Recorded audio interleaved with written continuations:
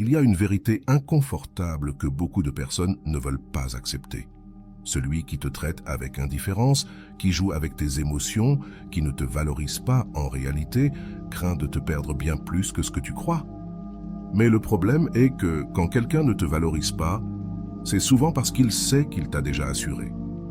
Quand tu es toujours là, quand tu réponds toujours, quand tu justifies son indifférence, quand tu continues à investir ton temps et ton énergie dans quelqu'un qui ne te correspond pas, cette personne ne ressent pas la peur de te perdre. Mais voici le secret.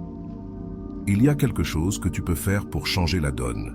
Et il ne s'agit pas de manipuler, de jouer à l'indifférent ou d'utiliser des tactiques vides. Il s'agit de comprendre la psychologie derrière l'attraction, l'obsession et la valeur personnelle. Car celui qui ne te valorise pas commence à devenir obsédé par toi quand il sent qu'il ne te contrôle plus. Aujourd'hui, nous allons parler de la manière de changer la dynamique, de récupérer ton pouvoir et de faire en sorte que celui qui t'a ignoré commence soudainement à te voir sous un autre angle. Et je veux que cela soit clair, ce n'est pas un contenu destiné uniquement aux hommes ou aux femmes. Peu importe qui tu es. Si, un jour, tu t'es senti dans une relation où tu ne recevais pas l'importance que tu méritais, alors cette vidéo est faite pour toi. Avant de continuer, je veux te proposer quelque chose. Si ce contenu te touche, laisse dans les commentaires la phrase suivante « Je ne poursuis pas ceux qui ne me valorisent pas ». Car ce que nous allons découvrir ici pourrait changer la manière dont tu te perçois et comment les autres te perçoivent. Maintenant, entrons dans le vif du sujet. Passons à la partie suivante où nous explorerons la psychologie derrière le détachement, le renforcement intermittent et l'attraction réelle. Si tu as déjà eu l'impression que quelqu'un ne te valorise pas, mais qu'au moment où tu t'éloignes, cette personne semble devenir obsédée par toi, ce n'est pas une coïncidence. Il y a un principe psychologique derrière cela. La peur de la perte est plus puissante que le besoin de gagner. Daniel Kahneman, psychologue et prix Nobel, l'a appelé l'aversion à la perte. En général, les gens ressentent plus de douleur à perdre quelque chose que de plaisir à l'obtenir. Qu'est-ce que cela signifie? Tant que cette personne pense te posséder, elle ne fera aucun effort pour te garder. Mais au moment où elle perçoit qu'elle pourrait te perdre, son cerveau active une réponse d'urgence. Et c'est là que le renforcement intermittent entre en jeu, un concept étudié en psychologie comportementale. Carl Jung disait que les personnes valorisent ce qu'elles sentent pouvoir perdre. Et Freud parlait de la façon dont le désir humain s'intensifie quand il y a de l'incertitude. Si tu es toujours disponible, toujours accessible, si tu ne t'éloignes jamais de l'équation, cette personne s'habitue à ta présence et te prend pour acquis. C'est pourquoi, quand tu t'éloignes, son esprit commence à se poser des questions. Pourquoi tu n'es plus là? Pourquoi tu ne me cherches plus? Est-ce qu'il ou elle a trouvé mieux? Et alors, ce qui semblait indifférent devient une nécessité. Mais voici le problème. Beaucoup de personnes essaient d'appliquer ce principe de manière erronée. Elles s'éloignent pendant quelques jours, espérant que l'autre réagira. Mais au fond, elles sont obsédées par le besoin d'obtenir une réponse. Le véritable détachement n'est pas de feindre l'indifférence. Le véritable détachement consiste à ne plus avoir besoin que l'autre réagisse. Carl Rogers disait qu'une personne émotionnellement saine ne cherche pas d'approbation extérieure, car elle s'éprouve elle-même. Si quelqu'un t'a traité avec indifférence, si cette personne ne t'a pas valorisé, tu as deux options. Soit tu continues dans le même cycle, en essayant de la faire changer, soit tu deviens quelqu'un qui sait qu'il n'a pas besoin de quémander pour être vu. Lorsque tu choisis la seconde option, quelque chose change dans la dynamique, car tu n'agis plus par besoin, mais par amour propre. Walter Rizzo dit dans son livre que l'amour véritable ne doit pas être perçu comme une lutte constante pour la validation. Avant d'aller loin, je te serais reconnaissant si tu mets un j'aime à la vidéo, cela m'aiderait à continuer de diffuser cette philosophie. Si tu n'es pas encore abonné, je te recommande de t'abonner et d'activer la cloche pour ne manquer aucune vidéo. Quand quelqu'un sent qu'il te possède, son cerveau ne voit pas la nécessité de faire des efforts. Mais au moment où il perçoit qu'il pourrait te perdre, sa perception change. C'est pourquoi le détachement véritable est l'outil le plus puissant pour attirer respect et valeur. Car lorsque quelqu'un ressent que tu n'es pas facile à remplacer, il commence à te voir sous un autre jour. Et c'est là que je veux que tu te poses une question. Si aujourd'hui je cessais de chercher cette personne, viendrait-elle me chercher? Si la réponse est non, alors cette personne ne t'a jamais vraiment valu. Et si la réponse est oui, cela signifie que tu n'aurais jamais dû poursuivre quelqu'un qui ne répond que lorsque cette personne pense te perdre. Carl Jung disait « Ce que tu résistes persiste, ce que tu acceptes te libère ».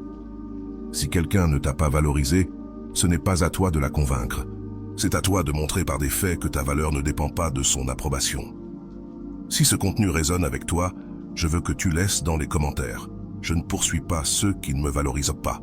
Car lorsque tu adoptes cette mentalité, tu ne tombes plus dans des jeux émotionnels.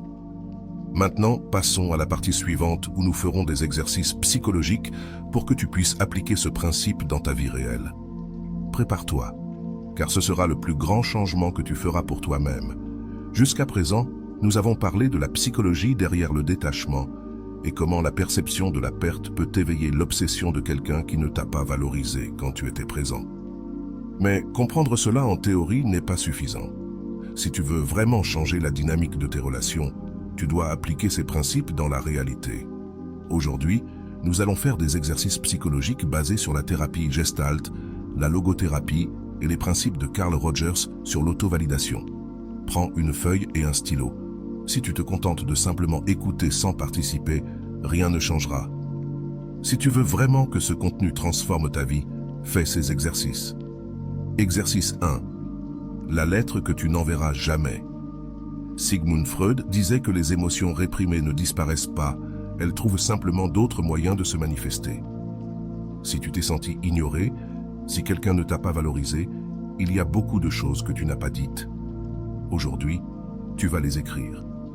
Écris une lettre à cette personne, non pas pour l'envoyer, mais pour libérer tout ce que tu ressens. Dis-lui ce que tu aimerais vraiment lui dire. Exprime ta colère, ta déception, sans filtre. Lorsque tu auras terminé, lis-la à voix haute pour toi-même, puis déchire-la ou brûle-la. Cet acte symbolique envoie un message clair à ton esprit. Je lâche cette charge, parce que lâcher ne veut pas dire oublier, cela signifie arrêter de porter ce qui te fait mal. Exercice 2. Le mantra du détachement devant le miroir. Carl Rogers parlait du concept d'auto-concept positif, l'idée selon laquelle seulement lorsque nous nous validons nous-mêmes, nous cessons de chercher la validation des autres. Cet exercice est simple mais puissant. Mets-toi devant un miroir, regarde-toi dans les yeux et répète à voix haute « Je ne poursuis pas ceux qui ne me valorisent pas ». Au début, cela peut sembler étrange, mais répète-le car chaque fois que tu le dis, ton esprit l'enregistre comme une nouvelle croyance. Fais-le tous les jours pendant une semaine et tu verras comment ta perception de toi-même change. Exercice 3. La liste des non négociables. Walter Rizzo dit que l'amour ne doit pas exiger que tu sacrifies ta dignité. Si tu n'as pas clairement défini tes limites, les autres les franchiront sans que tu t'en rendes compte. Fais une liste de tes non négociables dans une relation. Quelles choses tu ne toléreras plus jamais? Quels sont tes critères minimaux? Quel genre de traitement mérites-tu? Chaque fois que tu rencontres quelqu'un, retourne à cette liste. Si cette personne ne respecte pas tes critères, alors ce n'est pas la personne qu'il te faut. Ces exercices ne sont pas des tâches simples, ils sont le début d'un changement profond dans ta vie. Parce que la raison pour laquelle beaucoup de personnes finissent dans des relations toxiques est qu'elles ne se sont pas accordées la valeur qu'elles méritent. Mais cela change aujourd'hui. Si tu es arrivé jusqu'ici et que ces exercices ont résonné en toi, je veux que tu écrives dans les commentaires « Je ne poursuis pas ceux qui ne me valorisent pas », car à partir de ce moment, tu as décidé de ne plus négocier ta dignité.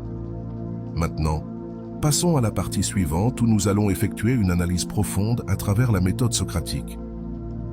Nous allons remettre en question tout ce que nous pensions savoir sur l'amour, la valeur personnelle et les relations. Ce sera la partie la plus révélatrice. Que se passerait-il si, aujourd'hui, tu décidais de lâcher prise? Imagine un instant que tu n'aies plus d'importance s'il te contacte ou pas, que cela ne t'affecte plus s'il répond ou non, que tu n'aies plus d'intérêt pour ce qu'il fait ou ne fait pas. Comment te sentirais-tu? Si l'idée de lâcher prise te cause de l'anxiété, c'est parce que tu es encore attaché à l'idée que cette personne valide ta valeur. Mais comme le disait Coron, le véritable amour commence lorsque tu cesses de chercher l'approbation des autres. Si aujourd'hui tu décidais de lâcher prise, la seule différence serait que tu retrouveras ta paix. Parce que la réalité, c'est la suivante, Tu ne peux pas perdre quelqu'un qui n'a jamais vraiment été à toi. Pourquoi crois-tu que tu mérites moins que ce que tu vaux réellement? Si quelqu'un ne te valorise pas, mais que tu restes là, c'est parce qu'au fond de toi, tu crois que tu ne mérites rien de mieux. Qui t'a appris à te contenter de peu? D'où vient cette idée que tu dois accepter moins que ce que tu donnes? Walter Rizzo dit que l'amour-propre n'est pas un luxe, c'est une nécessité émotionnelle. Si tu penses que tu ne peux pas aspirer à mieux, c'est que tu n'as pas encore vu ta propre valeur. Que dirais-tu à ton meilleur ami s'il était à ta place? Parfois, il est difficile de voir notre propre situation avec clarté. Mais si un ami te disait qu'il est pris dans une relation où il n'est pas valorisé, que lui dirais-tu? Tu lui dirais sûrement de s'éloigner, qu'il mérite mieux, qu'il n'a pas à rester là où il n'est pas une priorité. Alors pourquoi n'appliques-tu pas ce même conseil à toi-même? Carl Jung disait que l'amour envers les autres est le reflet de l'amour que nous nous portons à nous-mêmes. Si tu ne te traites pas avec indifférence, pourquoi permets-tu à quelqu'un d'autre de le faire? Récapitulons ce que nous avons appris jusqu'à présent. Si tu es arrivé jusqu'ici, tu as franchi une étape importante dans ton processus de guérison. Nous avons parlé de la psychologie derrière le détachement et l'obsession, de la façon dont la peur de la perte active le désir chez ceux qui t'ignorèrent auparavant, des exercices psychologiques pour renforcer ton estime de toi, et de ces questions profondes qui t'obligent à voir la réalité avec clarté. Mais il manque encore quelque chose, car comprendre tout cela en théorie est une chose, mais l'appliquer dans la vie réelle en est une autre. C'est pourquoi dans la partie suivante, je vais te raconter une histoire qui reflète exactement ce dont nous avons parlé ici. Avant d'avancer, je veux te poser une question finale. Si ton histoire était un livre, continuerais-tu à écrire le même chapitre ou serais-tu prêt à en commencer un nouveau? La décision t'appartient. Maintenant, avançons dans la prochaine partie où tu feras la connaissance d'un personnage qui a dû affronter la même lutte que toi et nous verrons ce qu'il a fait pour s'en sortir. Ne le manquez pas. Le son du téléphone vibrant sur la table lui glaça le sang. Miguel attendait ce message depuis des jours. Chaque fois qu'il voyait l'écran s'allumer, un mélange d'excitation et d'anxiété l'envahissait. Mais cette fois, il ne courut pas pour répondre immédiatement. Il prit une grande inspiration, ferma les yeux et laissa le téléphone là où il était. Quelque chose en lui était en train de changer. Le message venait de Camila, la femme qui, pendant des mois, lui avait donné des miettes d'attention alors qu'il était toujours prisonnier d'une illusion. Elle venait et partait à sa guise. Un jour, elle le remplissait de mots doux, lui disait qu'elle lui manquait, qu'il était quelqu'un de spécial. Mais le lendemain, elle disparaissait sans explication. Miguel ne comprenait pas pourquoi elle faisait ça. Est-ce qu'elle aimait jouer avec lui ou est-ce qu'il était juste une option en attendant qu'elle trouve mieux? Chaque fois qu'elle s'éloignait, Miguel avait l'impression que son monde s'effondrait. Il restait à vérifier son téléphone chaque heure, attendant un signe de sa part. Mais les jours passaient et Camila continuait sa vie comme si de rien n'était, jusqu'à ce qu'elle réapparaisse, toujours avec une excuse, toujours avec un sourire. « Désolé, j'ai été occupé, comment ça va ?» Et Miguel, sans réfléchir, l'accueillait comme si de rien n'était. Jusqu'au jour où tout changea. La vérité qu'il refusait de voir arriva de la pire des manières. C'était un vendredi soir, lorsqu'il sort avec des amis, essayant de se distraire, d'essayer de ne pas penser à elle. Mais le destin en avait décidé autrement. Miguel la vit. Camila était à l'autre bout du bar, souriant, tenant la main d'un autre homme. Le même éclat dans ses yeux, la même chaleur dans son rire, sauf que cette fois, ce n'était pas pour lui. Le coup dans la poitrine fut immédiat. Ce n'était pas juste un coup, c'était la confirmation de ce qu'il avait toujours soupçonné. Camila ne l'avait jamais vu comme une priorité. Elle n'avait jamais eu peur de le perdre, car elle savait qu'il serait toujours là quand elle le voudrait. Miguel ressent un mélange de colère et de tristesse. Comment m'avait-il permis cela? Comment avait-il accepté d'être traité comme une option? Il quitta le bar sans dire un mot. Cette nuit-là, il ne dormit pas. Les images de lui avec un autre tournèrent dans sa tête. Mais au matin, quelque chose en lui se réveilla. Il se regarda dans le miroir et se posa la question qui allait changer sa vie. Que fais-je de moi-même? Car la véritable trahison n'était pas celle de Camila, mais la sienne.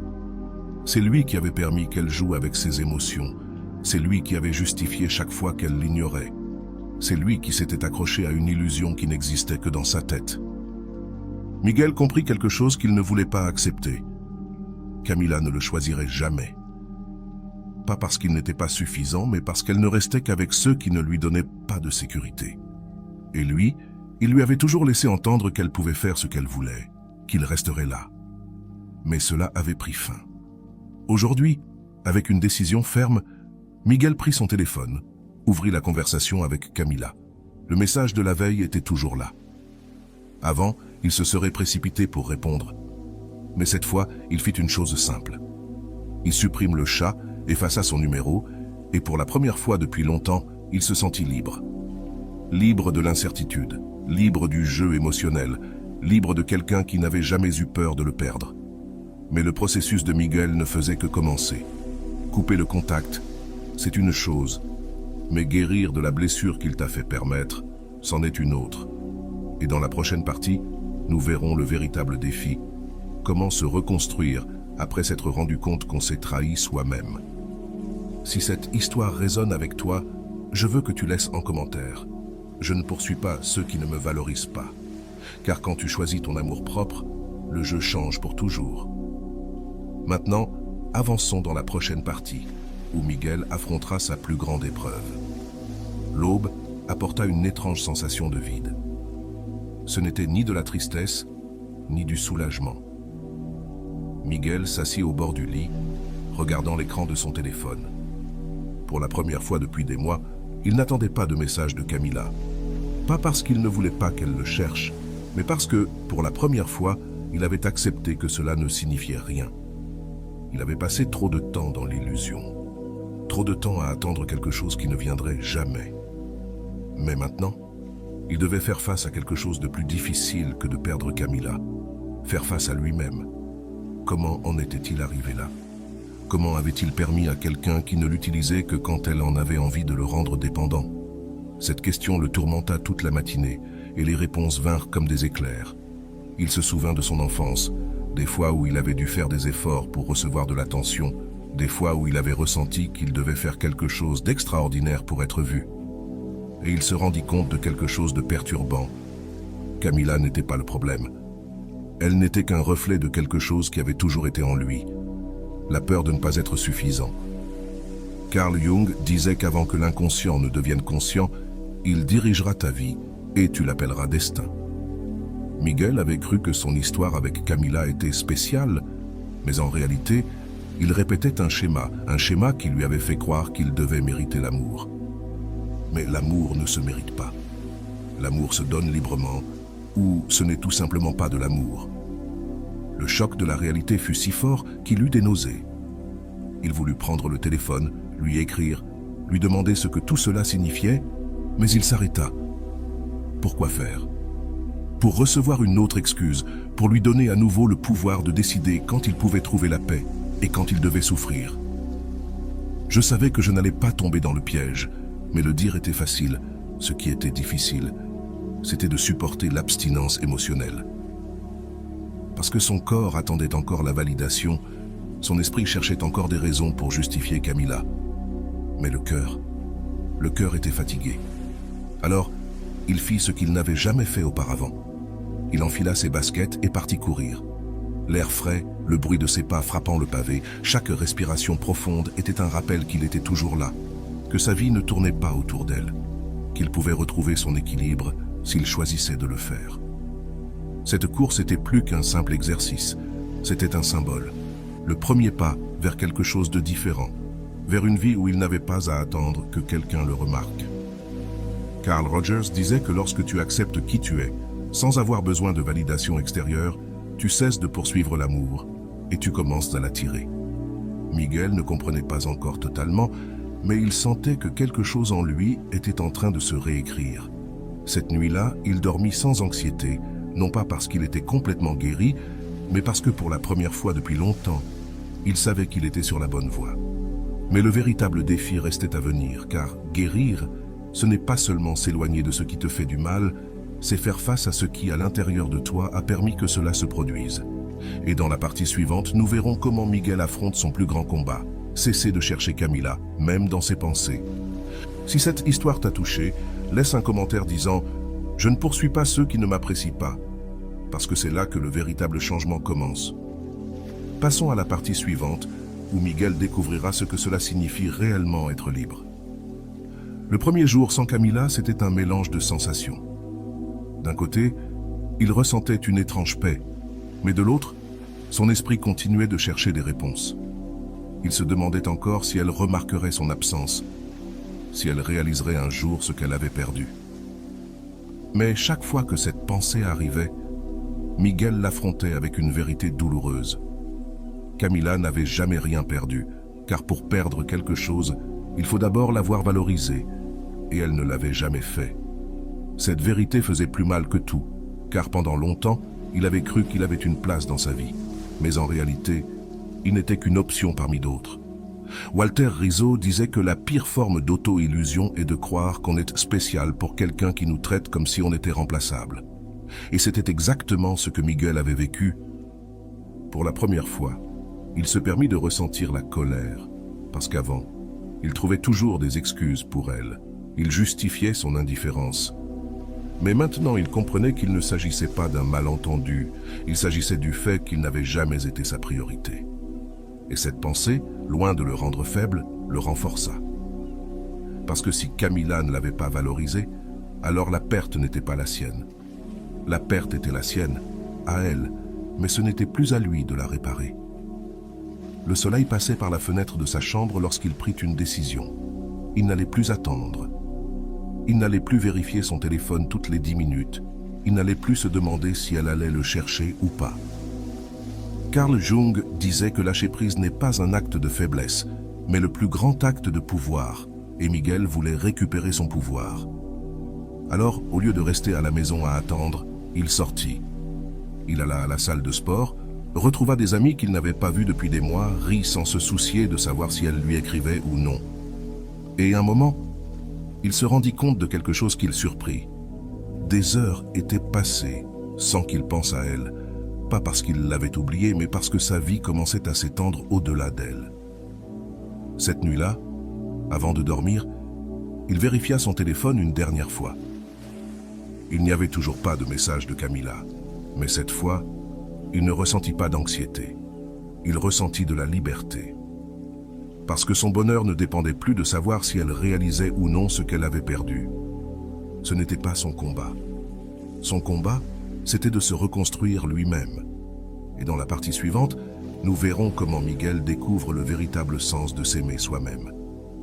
Si cette histoire a résonné en toi, laisse un commentaire disant « Je ne poursuis pas ceux qui ne m'apprécient pas ». Car lorsque tu choisis de prioriser, tout change. Passons à la dernière partie où Miguel comprendra que son histoire ne se termine pas avec le rejet de Camila, mais avec sa propre rédemption. Les jours passaient et quelque chose en Miguel commençait à changer. Au début, l'absence de Camila se sentait comme un trou, comme si quelque chose lui manquait. Mais avec le temps, ce vide cessa de faire mal. Non pas parce qu'elle avait cessé de lui manquer du jour au lendemain, mais parce qu'il comprit enfin quelque chose de crucial. Ce n'était pas elle qu'il regrettait, c'était l'idée de ce qu'elle représentait. C'était le désir d'être choisi, l'obsession d'être important pour quelqu'un qui ne l'avait jamais vu comme une priorité. Et une fois qu'il comprit cela, son attachement s'affaiblit. Parce que la vérité était simple, il n'avait pas besoin de Camila. Ce qu'il avait besoin, c'était de guérir la partie de lui qui avait cru qu'il devait prouver sa valeur pour être aimé. Carl Rogers disait que l'acceptation de soi est le premier pas vers la véritable liberté émotionnelle. Miguel avait passé des mois à attendre que Camila lui donne de la validation, mais maintenant, pour la première fois de sa vie, il apprenait à se valider lui-même. Le point de bascule arriva un après-midi alors qu'il consultait son téléphone. Il y avait une nouvelle notification. C'était un message de Camila. Pendant un instant, il ressentit une pointe d'émotion, mais il prit une grande respiration et laissa la raison parler. Pourquoi revenait-elle maintenant? Parce qu'elle le regrettait ou simplement parce qu'elle avait l'impression de le perdre? Le message disait « Salut, ça fait longtemps qu'on ne s'est pas parlé. Comment ça va ?» Miguel lut ces mots encore et encore. Avant, Il aurait répondu immédiatement, il aurait ressenti un soulagement, aurait pensé « enfin ». Elle a réalisé. Mais cette fois, sa réaction fut différente. Il ne ressentit ni bonheur ni anxiété. Il ressentit seulement de la clarté parce qu'il savait que Camilla ne le cherchait pas par amour. Elle le cherchait parce que son absence avait changé la donne. Walter Rizzo disait que les personnes qui jouent avec ton amour ne ressentent ta valeur que lorsqu'elles n'ont plus de contrôle sur toi. Et c'était exactement ce qui se passait. Pendant des mois, Miguel avait donné du pouvoir à Camilla, mais le jour où il cessa de la poursuivre, elle commença à ressentir son absence. Et maintenant, elle revenait, non pas parce qu'elle voulait construire quelque chose de réel, mais parce que son ego ne supportait pas l'idée que Miguel ne l'attendait plus. Alors, Miguel prit une décision. Il n'allait pas répondre, pas parce qu'il voulait lui faire la même chose qu'elle lui avait fait, mais parce qu'il n'avait plus aucun intérêt à retourner dans un cycle qu'il avait mis tant de temps à briser. Ce message était une épreuve que le détachement fonctionne. Qu'en te donnant de la valeur à toi-même, les autres le remarquent. Mais le plus important n'était pas que Camilla ressente son absence. Le plus important était que Miguel n'avait plus besoin de revenir. Cette nuit-là, il dormit paisiblement, non pas parce qu'il avait gagné à un jeu, mais parce qu'il avait enfin gagné sa liberté. Et à ce moment-là, il comprit quelque chose qui changea sa vie. L'amour réel ne te fait jamais douter de ta valeur. L'histoire de Miguel n'est pas juste une histoire, c'est un reflet de ce que beaucoup de gens ont vécu dans leur propre peau. Parce que combien de fois avons-nous poursuivi quelqu'un qui ne nous apprécie pas? Combien de fois avons-nous confondu l'amour avec le besoin? Depuis le début, Miguel n'était pas amoureux de Camilla. Il était amoureux de l'idée d'être choisi. Le besoin de validation est l'un des pièges émotionnels les plus dangereux. Il nous fait croire que si nous devenons suffisants pour quelqu'un d'autre, alors nous aurons de la valeur. Mais l'amour ne devrait pas être une lutte. Carl Rogers disait que la relation saine est celle dans laquelle les deux personnes peuvent grandir sans peur. Mais Miguel n'a jamais grandi avec Camilla. Il est simplement devenu une version plus fragile de lui-même. Et c'est ce que le renforcement intermittent fait. Il te lie à une personne qui te donne juste assez pour que tu ne partes pas, mais jamais assez pour que tu te sentes en sécurité. Freud parlait de la façon dont l'être humain s'accroche à la souffrance quand il la confond avec l'amour. Miguel était tombé dans ce piège chaque fois que Camilla l'ignorait. Il ressentait de la douleur, mais chaque fois qu'elle revenait, il ressentait du soulagement. Et cette montagne russe émotionnelle est devenue une addiction, car le cerveau humain libère de la dopamine lorsqu'il sent qu'il a récupéré quelque chose qu'il croyait perdu, et c'est ce qui nous maintient liés, attendant, justifiant, pensant que peut-être, si nous agissons différemment, l'autre personne finira par nous choisir. Mais cela ne se produit jamais, car une personne qui joue avec l'amour ne suit jamais les règles du jeu, à moins que tu ne changes la façon dont tu joues, et c'est ce que Miguel a fait. Voici la première grande leçon de son histoire. L'amour véritable n'a pas besoin d'être poursuivi. Si tu dois convaincre quelqu'un de te valoriser, tu as déjà perdu. Si une personne te veut vraiment dans sa vie, elle te le fera savoir. Et si quelqu'un te traite comme une option, c'est qu'il n'a jamais eu peur de te perdre. Voici la deuxième grande leçon. Le détachement est la clé pour récupérer ton pouvoir. Lorsque Miguel a cessé d'attendre, quand il a cessé de supplier, quand il a cessé d'être disponible, Camilla a ressenti son absence. Carl Jung disait que les gens valorisent ce qu'ils pensent pouvoir perdre. Et c'est ce qui s'est passé. Mais voici la partie la plus importante. Miguel n'a pas cessé de poursuivre Camilla pour qu'elle réagisse. Il l'a fait parce que son amour-propre valait plus que son besoin d'être choisi. Et c'est ça le vrai détachement. Voici la troisième grande leçon. Le pouvoir de ton absence est plus fort que le besoin de ta présence. Le jour où Miguel a cessé d'être disponible, elle est revenue. Mais à ce moment-là, il était déjà trop tard, car il ne la souhaitait plus. Walter Rizzo dit que l'amour-propre n'est pas de la vengeance, c'est de la justice émotionnelle. Miguel n'a pas ignoré Camilla par rancune, il l'a ignorée parce que sa dignité valait plus qu'un message de dernière minute. Et voici la quatrième leçon. La seule validation qui compte vraiment est celle que tu te donnes à toi-même. Quand Miguel a compris cela, son histoire a changé, et la tienne peut aussi changer. Voici maintenant la question finale pour toi. Es-tu prêt à te choisir toi-même? L'histoire de Miguel n'est pas seulement un exemple de détachement, mais aussi un reflet du processus thérapeutique que beaucoup de personnes doivent traverser pour récupérer leur dignité émotionnelle. Parce que sortir d'une relation toxique ne consiste pas simplement à s'éloigner physiquement. Il s'agit de briser les schémas émotionnels qui nous ont conduits à rester dans un premier temps. 1. Le syndrome de l'addiction émotionnelle. Freud parlait de la façon dont l'esprit humain a tendance à répéter des schémas émotionnels appris durant l'enfance. Si tu as grandi dans un environnement où l'amour était instable, où tu devais te battre pour être vu, alors il est probable qu'à l'âge adulte, tu cherches des relations qui reflètent cette même dynamique. Et c'est exactement ce qui est arrivé à Miguel. Camila n'était pas simplement une femme qui l'ignorait.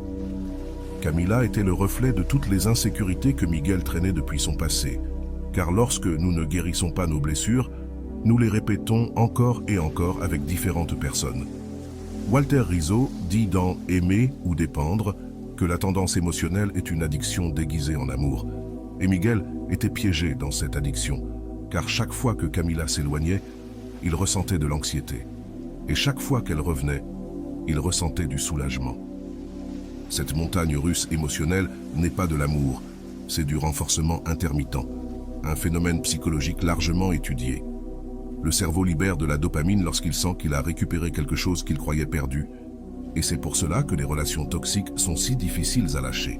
Non pas parce que la personne est spéciale, mais parce que notre cerveau s'est habitué à l'incertitude et la confond avec de la compassion. 2. L'illusion du « si j'attends encore un peu ». Carl Jung disait que tout ce que nous nions à l'intérieur de nous, tôt ou tard, se manifeste dans notre réalité. Miguel ne voulait pas accepter que Camila ne l'avait jamais valorisé. C'est pourquoi il s'accrochait à l'idée que peut-être, avec le temps, elle changerait. Mais la vérité est simple. Les gens ne changent pas parce que tu les aimes davantage. Les gens changent quand ils décident eux-mêmes de changer. Et si quelqu'un ne te valorise pas aujourd'hui, il ne le fera pas demain simplement parce que tu attends. L'un des mécanismes de défense les plus courants dans l'esprit humain est le déni. Nous nions l'évidence parce que l'accepter signifierait affronter la douleur, mais cette douleur, aussi grande soit-elle, est nécessaire pour guérir. Carl Rogers disait que la seule personne responsable de ton bonheur, c'est toi. Miguel a dû faire face à cette vérité, et quand il l'a fait, son histoire a commencé à changer. 3. Le piège de revenir lorsque l'autre te cherche. Lorsque Miguel s'est éloigné, Camila est revenue. Cela arrive fréquemment.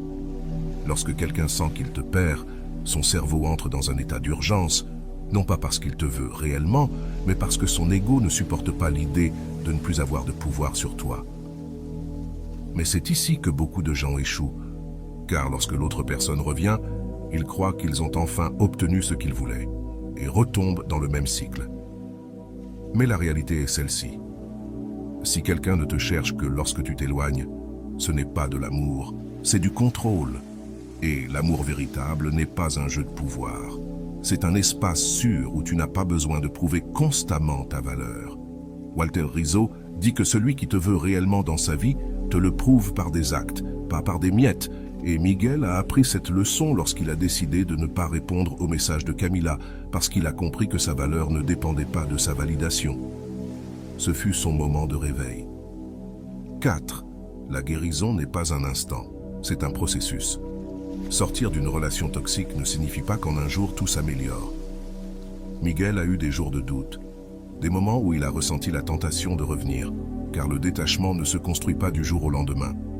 Il se construit par de petites décisions quotidiennes.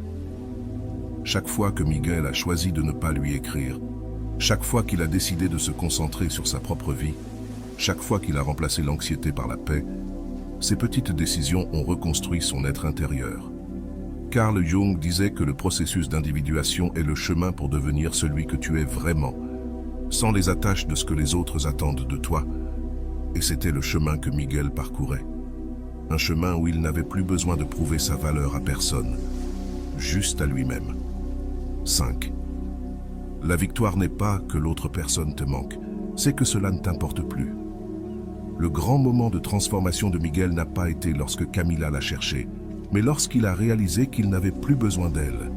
Ce fut la véritable victoire, car le moment où tu cesses de ressentir le besoin de quelque chose, tu te libères de son contrôle, et c'est là que tu récupères ton pouvoir. La question maintenant est, es-tu prêt à faire de même? Nous avons parcouru ensemble l'histoire de Miguel, une histoire qui ne reflète pas seulement son processus de guérison, mais aussi celui de nombreuses personnes ayant vécu des relations où leur valeur n'a pas été reconnue. Mais maintenant, je veux m'adresser directement à toi, car si tu es arrivé jusqu'ici, c'est qu'une partie de cette histoire t'a touché.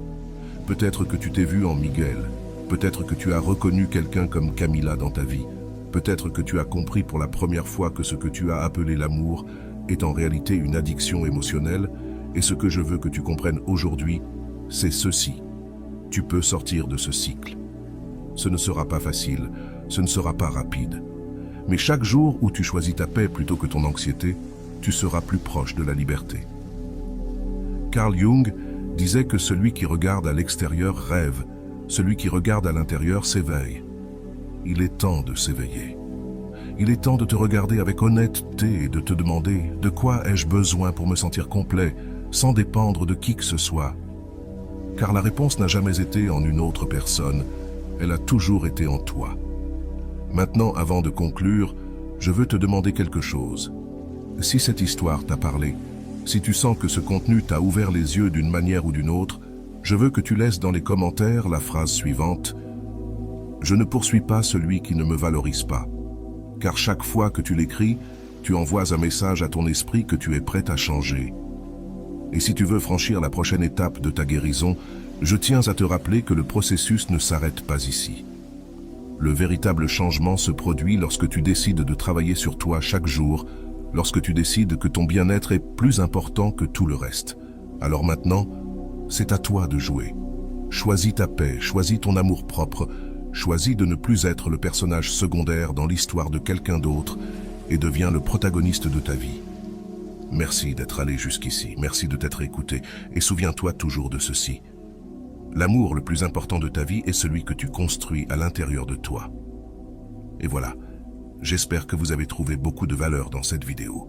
Merci d'être resté jusqu'à la fin de cette vidéo. J'adore quand vous faites ça. Si vous voulez une autre vidéo sur ce sujet, écrivez en commentaire « J'en veux encore plus ». J'espère vous revoir dans une autre vidéo.